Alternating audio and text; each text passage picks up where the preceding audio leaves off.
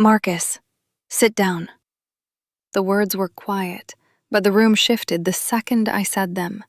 Because when a wife calls her husband to sit down like that, it usually means one thing. Something small has been happening for days, and tonight, we're finally going to talk about it. Marcus thought the tension from this past week was already behind us. Hubby thought a few good days of effort had fixed everything. But what he didn't understand yet was this. In a female-led marriage, one good week doesn't erase a pattern. The moment I looked at him sitting there on the edge of that couch, I knew he still didn't see the real issue.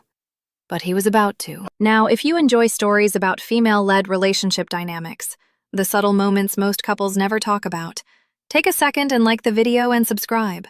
I'm on a journey to reach 10,000 subscribers, and every new person here helps keep these conversations going. Because what happened with Marcus that night? It's something many marriages experience, even if no one ever says it out loud. All right, let me tell you what led up to that moment. It started with something small. Actually, that's how it always starts. Not yelling, no arguments. Just small moments where attentiveness quietly slips. 5 days earlier, I walked into the kitchen after work and saw the counters half cleaned. Not messy, just unfinished. Dishes stacked but not put away. The towel draped over the sink. That strange middle ground between effort and carelessness. And Marcus walked in smiling like everything was done. "I was getting back to it," he said. I remember standing there thinking about that sentence. Getting back to it. As if maintaining order in our home was something you circle back to when the mood strikes you. That was the first moment I noticed something had shifted. But I didn't say anything. Not yet. Because in a wife-led marriage, the goal isn't to react to every mistake.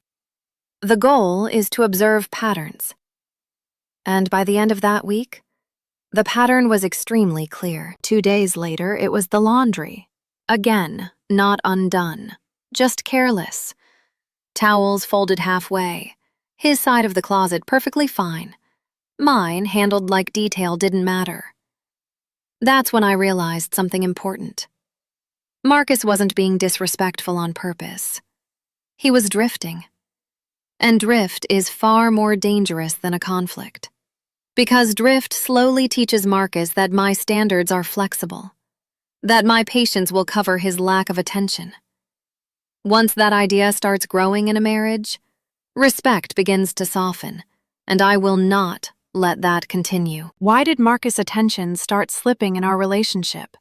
Hold that thought, because the answer showed up 2 days later. Saturday morning cleaning. The entryway. Shoes were scattered. Mail was stacked instead of sorted. Again, nothing catastrophic. Just inattentive. That's when the realization settled in. Marcus wasn't ignoring me. But he wasn't fully tuned in either. Attentiveness isn't optional. It's the foundation of this marriage. Because order in the home reflects respect in the relationship. Not control. Respect. The kind that shows up in little details. The kind that says, I see the standard you want to maintain, and I honor it. By Sunday night, I knew something had to be addressed, so I called him over. Marcus, sit down. Marcus sat slowly on the couch, hands on his knees, attentive, eyes watching me carefully. Do you know why I called you over? He exhaled. I think so. Then tell me. He looked down for a moment. I haven't been paying attention the way I should. That answer bought him a little grace. Acknowledgement matters, but acknowledgement alone doesn't restore alignment. You've improved the last couple days, I told him. His shoulders relaxed slightly. Marcus responds strongly to measured praise. But then I added the part he wasn't expecting. But improvement doesn't erase the pattern. That's when I saw it, that quiet resistance in his face. So none of it counts? He asked. That question told me exactly where the correction needed to happen. It counts. But respect in our marriage isn't occasional. Marcus stayed silent. Attentiveness isn't something you turn on when you sense my disappointment.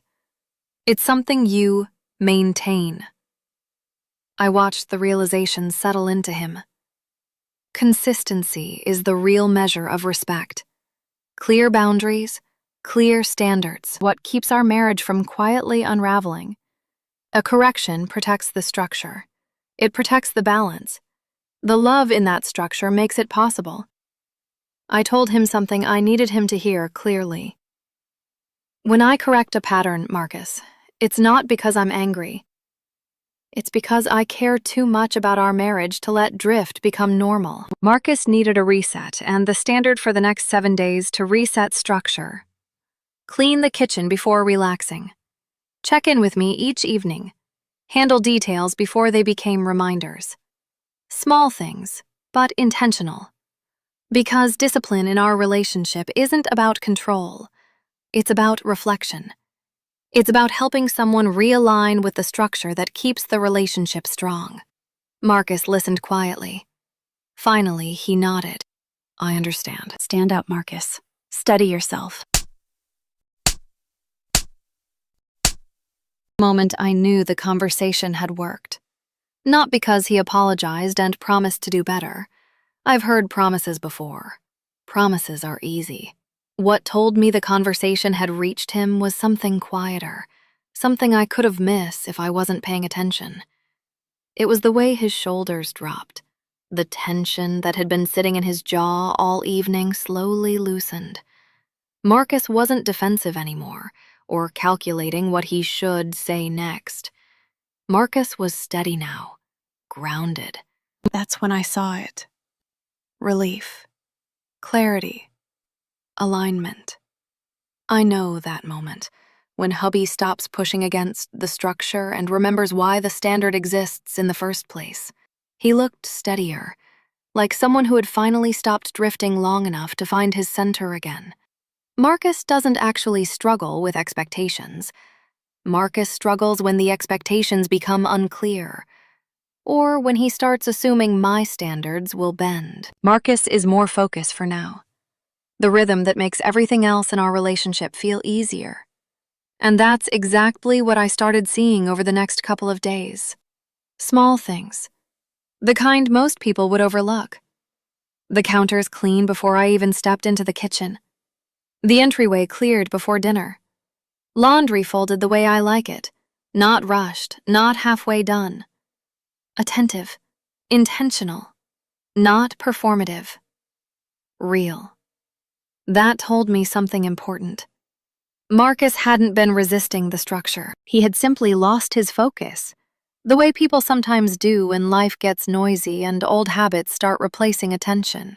But a distraction of attention can be corrected, the kind that reminds hubby who he is inside the structure of our relationship, is all it takes to bring that alignment back. Still, there's always a moment after a conversation like that. Because the real test isn't what happens during the conversation. It's what happens afterward, when no one is watching. When the reminder has faded and the old habits are waiting patiently to take their place again. That's the moment that reveals everything. Marcus gave me that moment. He didn't know I was paying attention. But what he did next told me everything I needed to know.